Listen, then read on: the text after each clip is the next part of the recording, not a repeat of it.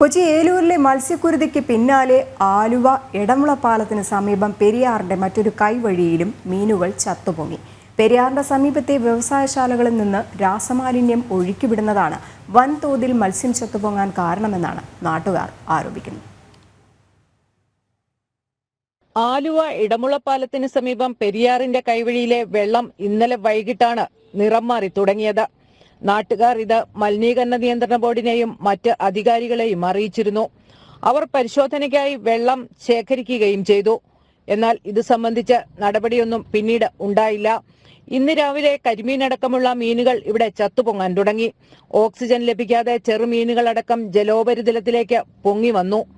പല ഫാക്ടറികളുടെയും സമീപത്ത് കൂടിയാണ് ഈ കൈവഴി ഒഴുകുന്നത്. വൈകിട്ട് ഒരു 3-3:30 ആയപ്പോഴാണ് നമ്മളെ കോട്ടക്കടവ് ഭാഗത്തുനിന്ന് ഇങ്ങനെ വെള്ളത്തിന്റെ കളർ മാറിയെന്ന് പറഞ്ഞത് ആ പരിസരവാസികൾ വിളിച്ചു പറഞ്ഞ് ഞങ്ങൾ അവർ ചെല്ലുകയും അതുപോലെ പൊല്യൂഷൻ കൺട്രോൾ ബോർഡിന്റെയും പരിസര പ്രവർത്തകരെയും അതുപോലെ മാധ്യമ പ്രവർത്തകരെയൊക്കെ വിളിച്ച് പറയുകയും ചെയ്തിരുന്നു. അങ്ങനെ അവരെല്ലാവരും വരികയും ആ സ്ഥലത്തിന്റെ സാമ്പിളൊക്കെ എടുത്തിട്ട് കൊണ്ടുപോയി പൊല്യൂഷൻ കൺട്രോൾ ബോർഡുകാർ അതിന്റെ സാമ്പിളൊക്കെ കൊണ്ടുപോവുകയും ചെയ്തു പരിശോധിക്കാനായിട്ട്. അങ്ങനെ നമ്മളപ്പോൾ തന്നെ പിന്നെ വേറെ ഞങ്ങളും ഒരു പരിശോധന വെള്ളമൊക്കെ എടുത്തുകൊണ്ട് കൊച്ചി യൂണിവേഴ്സിറ്റിയുടെ എറണാകുളത്ത് കൊണ്ടുപോയി കൊടുക്കുകയും ചെയ്തിരുന്നു. അതിനുശേഷമാണ് രാവിലെ മീനുകളൊക്കെ ചത്തുവാങ്ങാൻ തുടങ്ങിയത്. പെരിയാറിന്റെ സമീപത്തെ വ്യവസായശാലകളിൽ നിന്ന് രാസമാലിന്യം ഒഴുക്കിവിടുന്നതാണ് മത്സ്യം ചത്തുപൊങ്ങാൻ കാരണമെന്നും മലിനജലം ഒഴുക്കിവിടുന്നതിന് ഉദ്യോഗസ്ഥരുടെ ഒത്താശയുണ്ടെന്നും നാട്ടുകാർ ആരോപിച്ചു. പുഴയിലേക്ക് രാസമാലിന്യങ്ങൾ ഒഴുക്കിയ സ്ഥാപനങ്ങളെ കണ്ടെത്തി നിയമ നടപടികൾ സ്വീകരിക്കണമെന്നും അവർ ആവശ്യപ്പെട്ടു. ജനം, കൊച്ചി.